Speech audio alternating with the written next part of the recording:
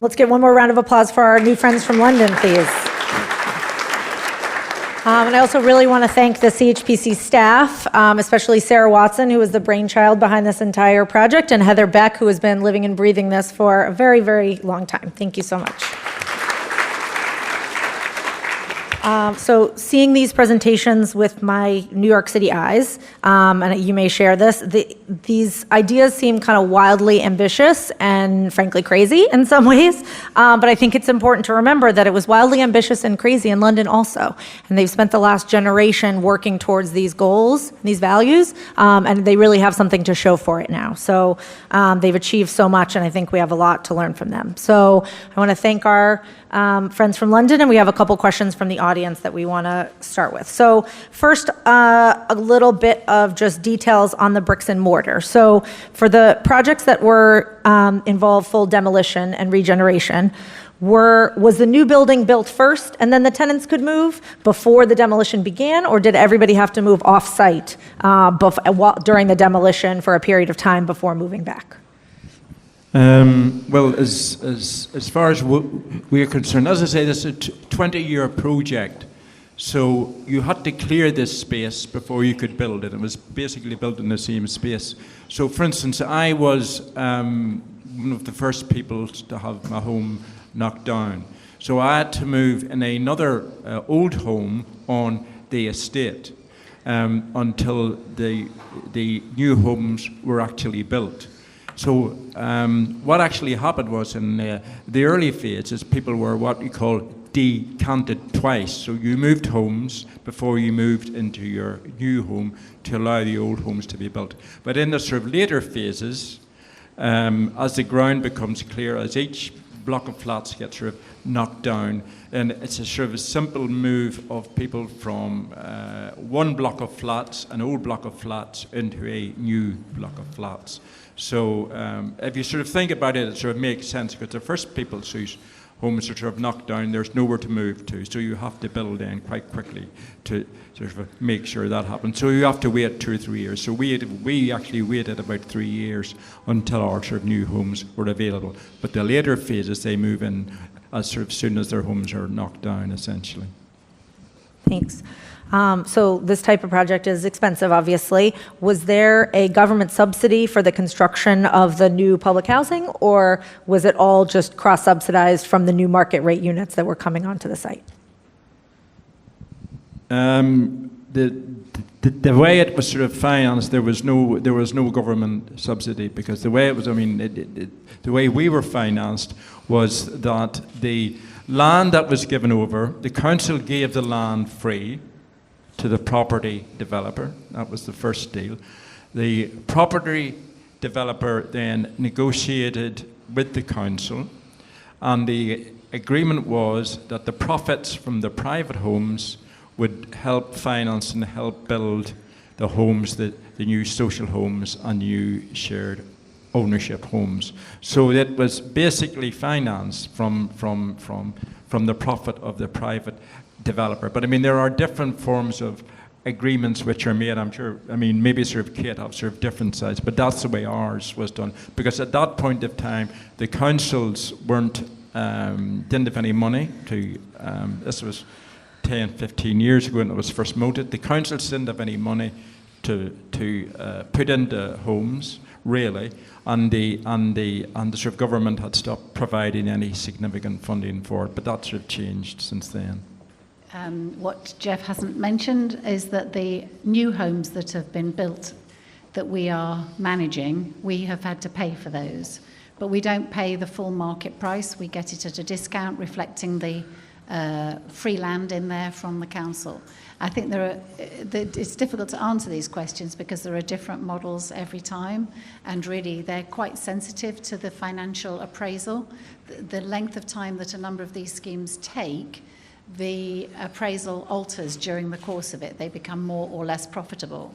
And our Aylesbury estate, that was at one stage breaking even, is now deeply in difficulty. But we do believe it'll come out as, we've got 20 years for the British economy to improve, so we'll probably be all right. Thanks.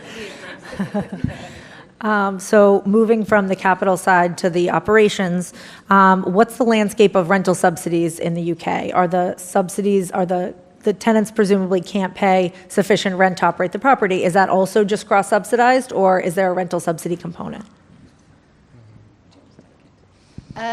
Basically, the rents that are set are not in relation to people's individual salaries. There is a government-determined rent level, really, for social housing.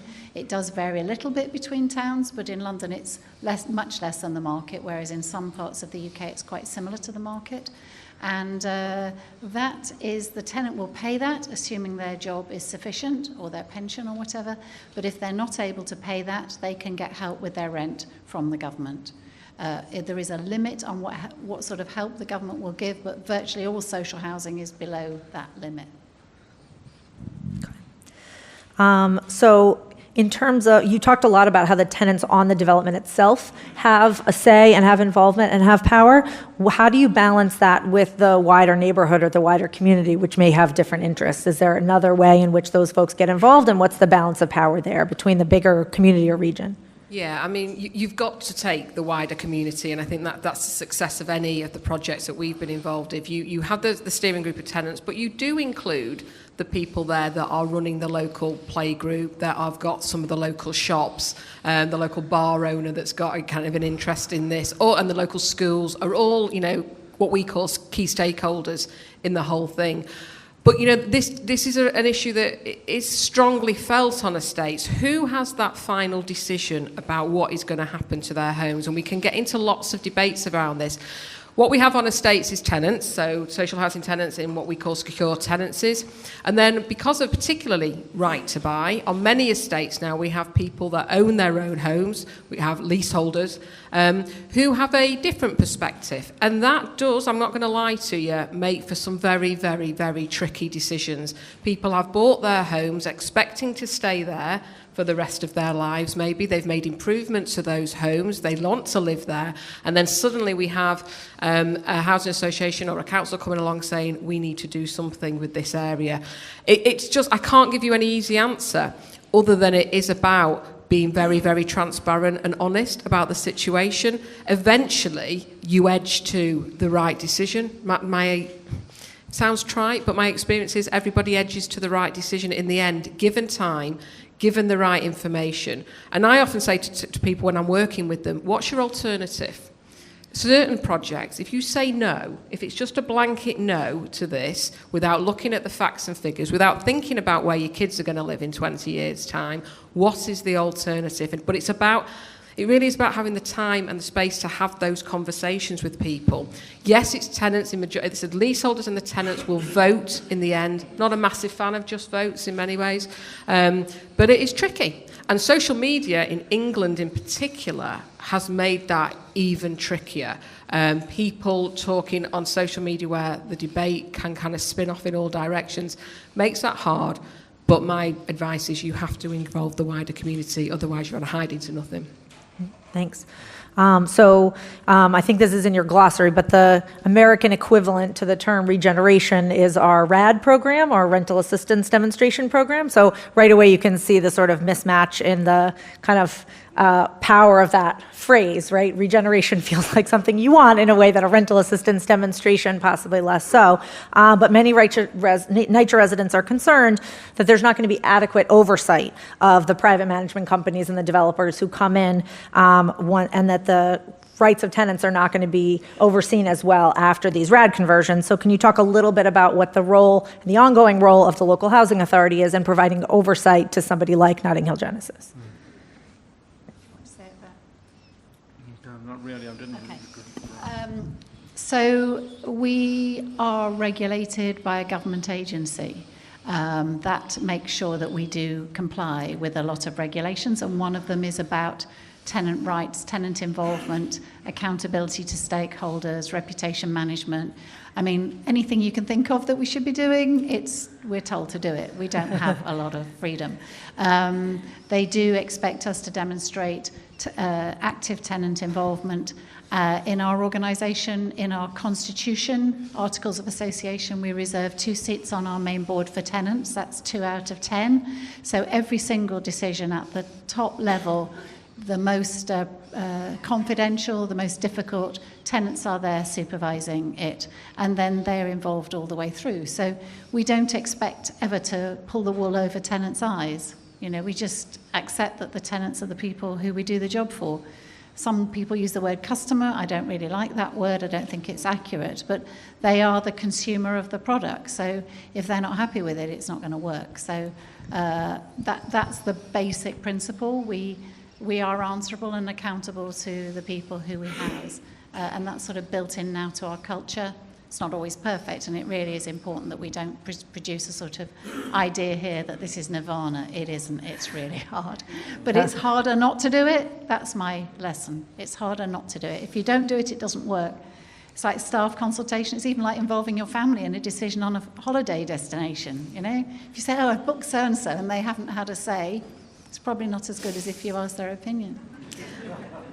Can I just step into that as well? Certainly the stock transfer in the big programs that Sarah was talking about earlier, what many of the organisations did, they set up with tenants, they agreed together a series of promises, so stock transfer promises. So in the next 10 years, for example, what are we going to deliver on? And a lot of that would have been about improving the condition of the homes. It was about releasing money to put new bathrooms in, new kitchens, whatever it might be.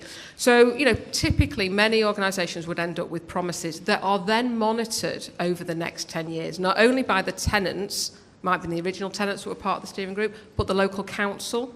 Local MPs, our local members of parliament, would be looking at that, be very honest and open. What have we said we're going to do? A part of this deal? What have we all committed to? Let's publish it, let's talk about it, and over the next 10 years, let's see how we're making progress. Now, what happened if for many organisations, they hit those 10 promises, or however many there were, quite early on in the programme, by year 7, 8, 9, they were hitting those. And then what you have to do, you have to revolve, then you're a different organisation by then, 10 years on, you're not publicly owned in the sense of the council owning you, you're now with a not-for-profit organisation. You set new promises, and you set a new promise that tenants will monitor with you. So I think being very open with what you say you're going to deliver as part of getting this money, and having tenants in particular monitoring whether that happens is key. Yeah, and I would add that at least the transfer I was working on, there's many different structures, but the tenants are voting on a full promise called an offer document that is binding, and that includes a copy of the lease that they're signing for a permanent lease. So they can go through and with an independent tenant advisor have lawyers and see that lease. And often it was like the first time that tenants were seeing a lease, so actually it was like even more comforting, like they had not really understood the provisions of their own lease before under the council. So it was actually added transparency. They were voting on all the changes, but they were also had legal advice and seeing the legal lease in front of them that they were signing long term. Great. And so I don't think Sam Marks from LISC is here, but he starts all of his panels with a question that I really like, which is around kind of checking your bias and divulging what it is, where you come from in this. And I think this is such a core question around concern about the oversight. And I have to say, from CHPC's perspective and from my perspective, it's always been a bit of a head scratcher. Who's the oversight for NYCHA residents today is HUD. So there's someone in here who knows how many employees HUD has nationwide or how many they have in New York City, but it's clearly the resources and the oversight. I think we can all agree that that's been insufficient. Whereas we have a generation of experience in the affordable housing sector, again, this is my bias, this is where I come from, where there's an entire network of oversight mechanisms, where there's a variety of different stakeholders, all of which, frankly, would hit their bottom line if these fundamental standards weren't met. So it comes to funding, it comes to appropriation, and then it also comes to compliance in the actual building itself. So NYCHA, funding for public housing has been cut and cut and cut over the last 25 years. There's not been particularly clearly there's not been an effective outcry against that because it continues to happen. There's one little minor tweak to the 4% tax credit program, and every bank in town is in DC in full force, making sure that that does not happen. So there's just a much broader and much, more powerful powerful, frankly, constituency in the affordable housing world, both for making sure the resources remain in place, and then on any individual project, there's 5 or 6 different stakeholders, all of whom are charged legally with looking over each other's shoulders, and all of whom would get in a lot of trouble and a lot of financial penalty if they didn't do so. And that's been successful for the most part. Oversight structure in the affordable housing world that's been missing, and that we think is part of the problem with the current, why we find ourselves in this current state for NYCHA public housing. Unemployed is 8,416, and that's nationwide or in New York? nationwide since 2014, and they fire no one. And there's, by some accounts, 10 times that in NYCHA residents. So it's clearly that's not going to, that's what we're relying on in the current public housing structure. So some of the RAD deals will have a much more robust and tested network of oversight. That's CHPC's perspective and my own. So there's these offer documents or these MOUs between the tenants and the developers. So what's the legal framework that ensures that those documents are legally binding? What happens if somebody breaks a promise? What is the mechanism that exists in the UK for that? Yeah, I mean, it's as I say, we've gone through various documents we've signed. The first one, which I've talked about, was the memorandum of agreement. Legally, I am told that has no basis whatsoever, right? However, it would cause the developer huge reputational damage if it came up and they'd made certain promises which they didn't keep, and it doesn't make good economic sense from their point of view to break those promises, because if they build to regenerate in sort of some other areas or develop in some other sort of council areas, the word will go round that these people can't be trusted, right? So I mean, so that the document we signed recently about 9 months ago, the partnership agreement between everybody involved, the council, Notting Hill Genesis, and ourselves and the developers, that did have legal force. Now, I sort of know that because the sort of council kept coming back to us and says, our lawyers are looking at this, you know, and the thing was delayed for a long time because people's lawyers were actually looking at it. So I assume it's got legal force, or they wouldn't spend all this money paying sort of lawyers to sort of do that. So, I mean, that has sort of legal force somehow there, but to sort of tell you the truth, I'm not exactly sure what it is, but I think it is this question, right? I mean, this question of reputational sort of damage, which I think, especially sort of developers in places like London are very scared about, because they do not want to get a bad reputation. Otherwise, when they come to bid to do other regeneration things, then they won't get that bid through. Thanks. So, Kate, Notting Hill Genesis is a very large, profitable, nonprofit housing provider. You have more units you have the same number of units as the entire plan for RAD over the next 10 or 15 years in New York City are currently owned by Notting Hill. But there are also some for-profit developers who are involved in regeneration, and certainly that's part of the plan here. How do you see the differences between those two different types of firms, and is there a role for both in this environment? Yeah, I think the housing issues are so enormous we need all hands to the pump. I mean, I would not speak against the private sector developers. We work alongside them. We use their skills. Sometimes we're in partnerships and joint ventures with them. But I'm really proud of what we do as social enterprises, because we are businesses that do make a profit. Last year we made 106 million in really difficult circumstances. Every penny of that is recycled into the provision of more social housing. And it's enabled the taxpayer to give us less and less as we become more and more profitable. So, we had a little joke. We're like Robin Hood. We take from the rich, the people who buy our homes for £1 million, and the people who rent the market housing, and we put that in to help the poor, to make sure that our rents are affordable for people on lower incomes. And it's as simple as that. As a social enterprise we run as a business, we're very effective. Our profit levels are better than many of the private sector. Our staff are very, very good and regarded as some of the best in the sector as developers. We just pay them the midpoint position. We don't give big bonuses or anything like that. They're there because they believe in what we do. They're passionate about what we do. We get a lot more out of them as a result. And I think all of us can go to bed at night feeling we're not enriching shareholders, but enriching communities and people's lives. That makes it a more fun thing to do, but I also love making money. You know, I have to admit it. I really enjoy making money because it gives us power, and it gives power to the people who don't have it, and it gives resources to people who don't have them, and that makes me feel good. Okay. So one of the major factors in discounting the views of public housing residents in the U.S. is racism. So can you talk a little bit about how that plays out in the UK?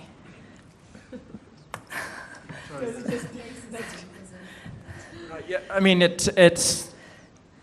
I would say, I mean, it's sort of very easy for me to sort of sit here and say, really, racism hasn't been a major issue in Woodbury Down. I mean, I can say that as a sort of white sort of male and so on and so on. So, I mean, you know, take everything what I say with a sort of pinch of salt, to be quite frank about this. But it sort of so happens that, for instance, when in the sort of 1980s, when there was a lot of racism in London and a lot of discrimination in London, and lots of bad things were sort of happening. That sort of thing didn't happen in Woodbury Down. And again, I think, which is why I refer to the sort of history of it, if you look at the people who came to Woodbury Down after the Second World War, then there were a lot of, for instance, of Jewish people. There were lots of Irish people. In the last 10, 15 years, there's a lot of Turkish people come and a lot of Kurdish people come. And there's been no real sort of problems with this, right? Obviously, communities live their own lives. Like Irish people go to Irish pubs and Turkish people go to, you know, Turkish clubs and so on. I mean, all that sort of happens. But sort of at the same time, I don't think that's there has been any racism as far as I can see, in any major scale. Now, that hasn't happened, to be quite frank about it, in sort of other areas. And if you look somewhere, like sort of Grenville, the vast majority of people there were of non-white ethnic sort of origin, right? And because that was viewed as a sort of dump area, almost a dump tower, which was in very bad condition and so on and so on. So these things happen. I mean, I'm not saying they don't happen, they obviously do.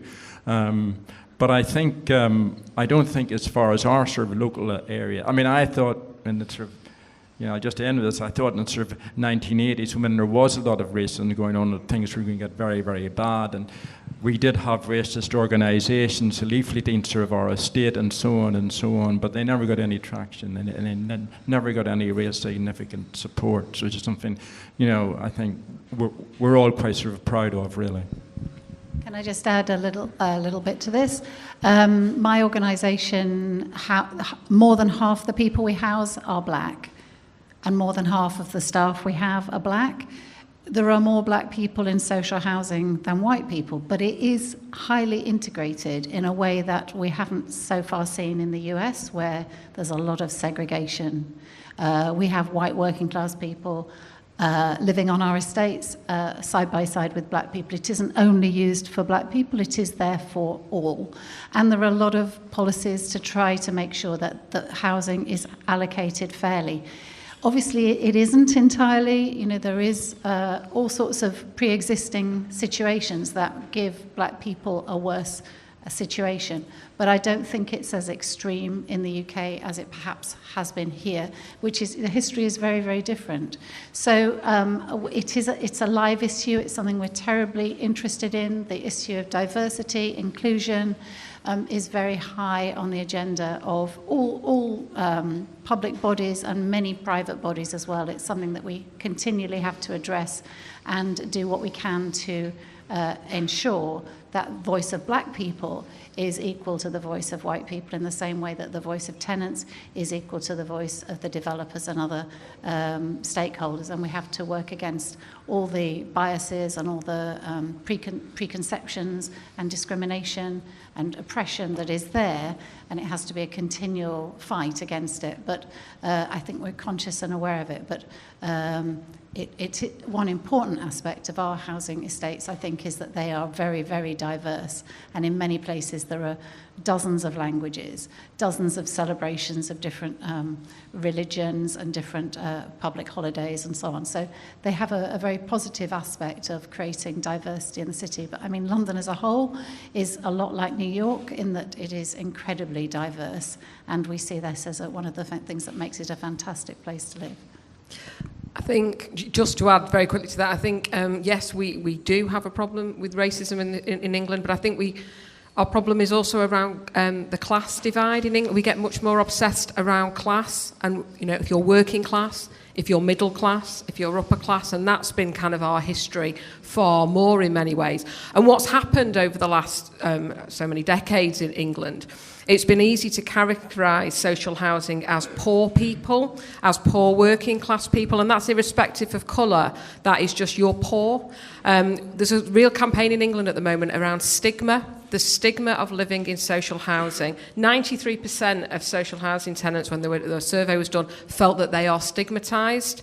And again, that's across all ethnic backgrounds. People say it's that's the issue for us, is you live in social housing, that means all you are is a drain on the state, you don't put anything in, you don't contribute, you're bad people. And that narrative in England has grown up mainly from the media. It's also about the financial situation. It grows up when there aren't enough homes. So what happens is people get fed up with the people that have got homes. There is jealousy, there's distrust. So I think we've got all that playing out as well in England. And it's not about just racism. And I understand how I said that. What I'm saying is it's a bigger issue for us as well that's around about class. Just remember to serve love and everybody will be okay. So before we wrap up, I just want to hear each of you wrap up for a few seconds about your reflections on some of your visits here and any advice you have for us about how we can take a first step towards a more positive vision for public housing. Very briefly from me, I think you've got it all here. I think you've got everything in place that could do that. The people that we have met are showing real willing. I think you've hit the point that we hit in England of doing nothing is not an option. You've got to be brave. Be brave. People are decent people. People will come to the right decisions if you are honest and transparent. And if you're really bold and brave, you can make some real impacts into this, but you've got to do it in an equal partnership. Yeah, we met people yesterday from the Housing Authority, the New York Housing Authority, and the question was sort of put to us. There's a lot of distrust in New York about developers and about housing schemes because people don't trust capitalism, right? And he says, you know, and I mean, how do you win this trust over? And I sort of thought about that, and the answer I gave and that meeting wasn't terribly good. So I've sort of thought about the reply to that. And obviously, we all know. I mean, I know that Berkeley Homes who come to the area, their aim is essentially to make profit, right? But the way I think we answer people's fears is a really, if you like, a traditional answer to that, a traditional working class answer to that, is that the people on the receiving end, the consumers, the people who live in the area, organise themselves, right? And the strength in, if you like, combating the priority of the interests of the shareholders is for local people to organise themselves, to educate themselves, to agitate themselves, because ultimately those people are actually stronger than the other people of the class divide. That's what I think anyway. And I think what some of the things that we've achieved because we have organised, because we have negotiated, we haven't screamed and shouted and sloganised, we've negotiated seriously, like a trade union does, for instance, then I think that the strength of our scheme is that the interests of the local people have been promoted and have been respected by those who we talk to. I don't have much to add. You've heard from some real experts here today, and it's been an absolute pleasure to be here. We appreciate the time you've given us, and we hope we've offered you something that might be of value. New York and the people in it and the buildings you have and the resources you have are immense, some of the best in the world in terms of intellect, in terms of energy, in terms of creativity and diversity and motivated people and people with great values. You should be able to sort it out. And I'd just say it takes quite a long time. You have to do this in lifetimes rather than quick fix. And anybody who wants a quick fix is going to be disappointed. But if you keep on, working hard together, it will happen. And I think we'd all like to come back in about 10 years and see how you're getting on. So looking forward to that. Thank you. And on that note, thank you so much all for coming.